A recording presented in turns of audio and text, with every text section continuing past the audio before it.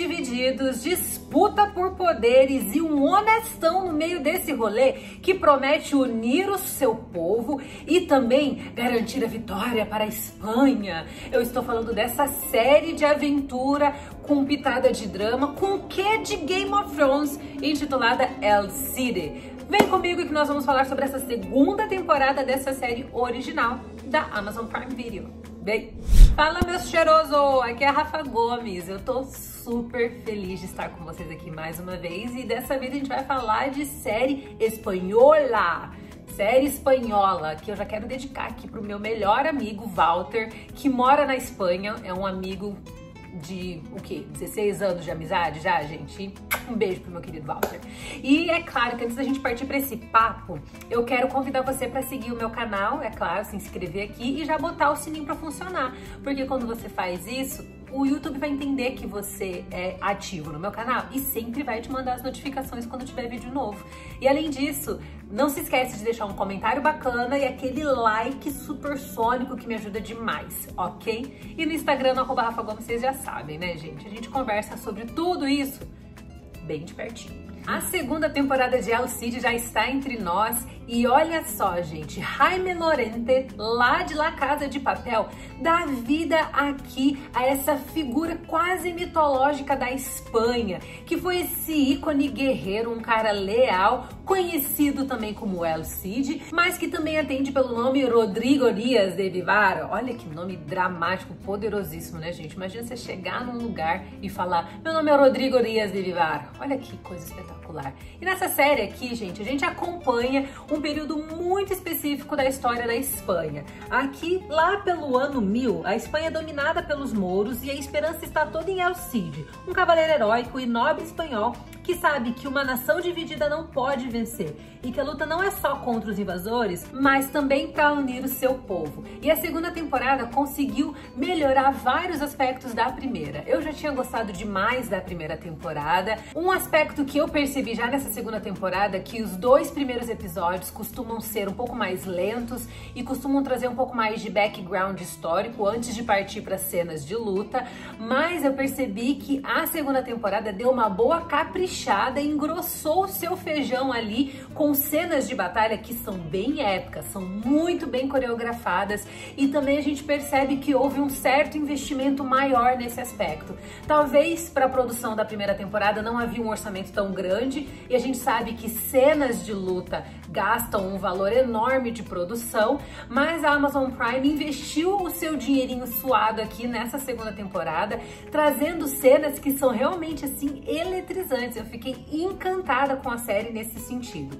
Um dos aspectos que assim deixa a série um pouco piegas, mas é também totalmente compreensivo, é todo esse aspecto de lenda, de figura lendária e quase mitológica, como eu comentei com vocês logo no começo do vídeo.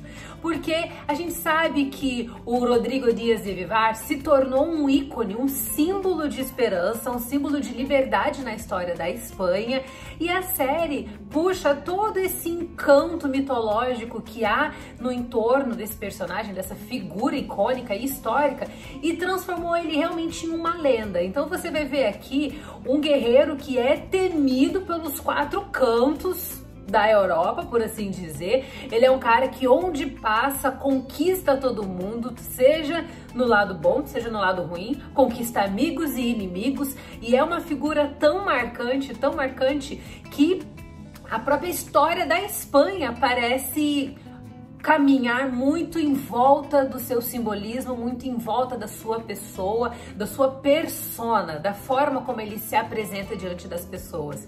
Isso ficou um pouco exagerado? Ficou. Mas a gente está falando de uma série dramática que parece que realmente veio aqui para celebrar a história dessa figura e não para desmistificá-la. Então eu acho que nesse sentido, por mais que nós tenhamos um certo exagero na lenda do El Cid, nós também temos aqui uma série que eu acho que desde o começo ela se propõe um pouco a fazer isso. Então não foi um aspecto que me incomodou muito. E eu vou ser bem sincera pra vocês. Quando a gente tá assistindo uma série épica de guerra, existe uma certa tendência a transformar o personagem protagonista numa figura bem heróica, né? Nós temos Game of Thrones, que tenta desmembrar um pouco mais disso, trazendo personagens heróicos que também têm a sua parcela de erros, de falhas graves, tirando o Jon Snow, que sempre foi extremamente honesto, mas o Jon Snow é até mesmo uma prova de que, assim, no final das contas, a audiência gosta de se afeiçoar com um personagem que seja aquela figura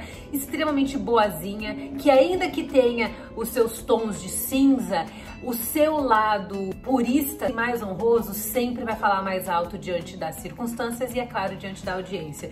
E o Rodrigo Dias de Vivar aqui, vivido pelo Jaime Lorente, tem um quê de Jon Snow, isso é muito nítido, que a construção do personagem trouxe alguns elementos da construção de Jon Snow, e ele é esse personagem que, mesmo quando falha, as suas falhas são efêmeras demais diante da grandiosidade e honradez do seu personagem. E é um personagem que, no final das contas, faz com que a gente se cative, e eu fiquei encantadíssima pelo Jaime Lorente aqui nessa série. Quando a primeira temporada foi lançada no final do ano passado, eu tive a oportunidade de entrevistá-la. Essa entrevista tá lá no canal do YouTube do Cinepop. Vou deixar um cardzinho aqui para vocês assistirem depois. E eu adorei bater esse papo com ele. Foi super lost in translation. Eu perguntando em inglês, ele respondendo em espanhol.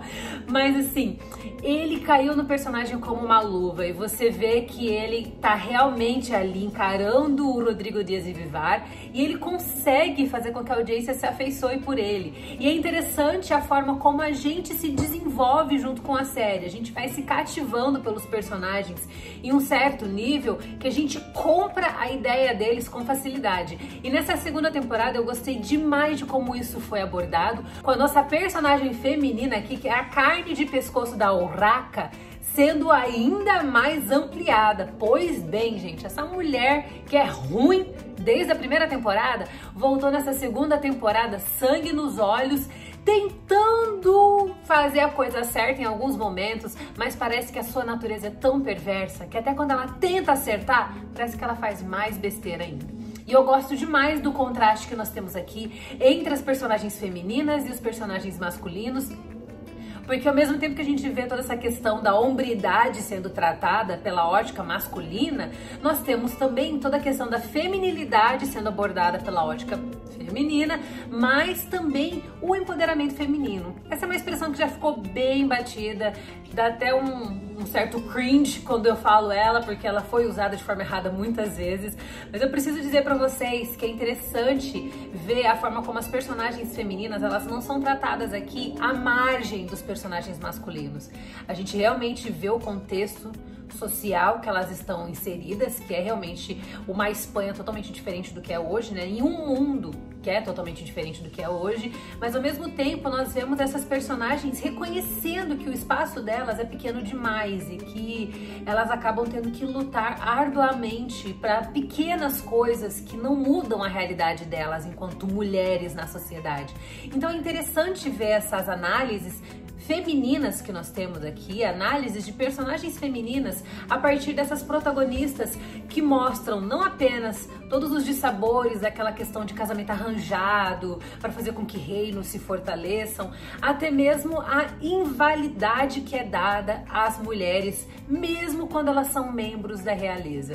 Então é uma série que consegue tratar questões socioculturais que são tão vigentes na atualidade pela ótica de outrora, sem parecer retrógrada, mas na verdade sendo muito honesta, muito correta. Então eu gostei demais de como a série tá se evoluindo. A gente teve as personagens femininas tendo destaque na primeira temporada, mas isso aumentou muito mais aqui na segunda temporada. Nós temos uma personagem feminina ali, gente, que tem um quê de guerreira, é um mulherão de quase 2 metros de altura e que ela queria ir pra batalha junto com o Rui, junto com o exército. E assim, é muito engraçada aquela personagem, a forma como aquela personagem foi construída. Eles desmembraram a construção de feminilidade e mostraram que feminilidade pode ser outras coisas, não apenas a mulher miudinha, a petit, aquela mulher pequenininha.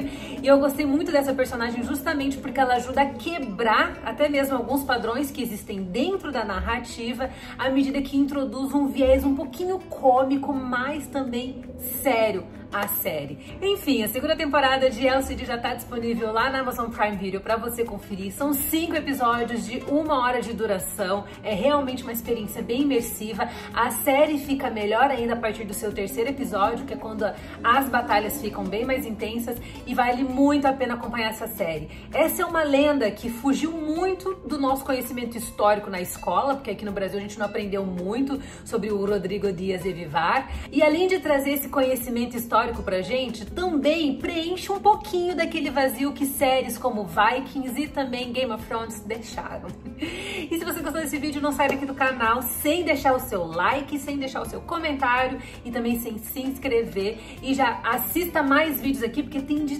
tudo aqui, gente. Eu faço tudo com muito amor e muito carinho pra vocês. E lá no Instagram a gente continua com esse papo também, ok? Um beijo, meus cheirosos, e a gente se vê na próxima. Tchau!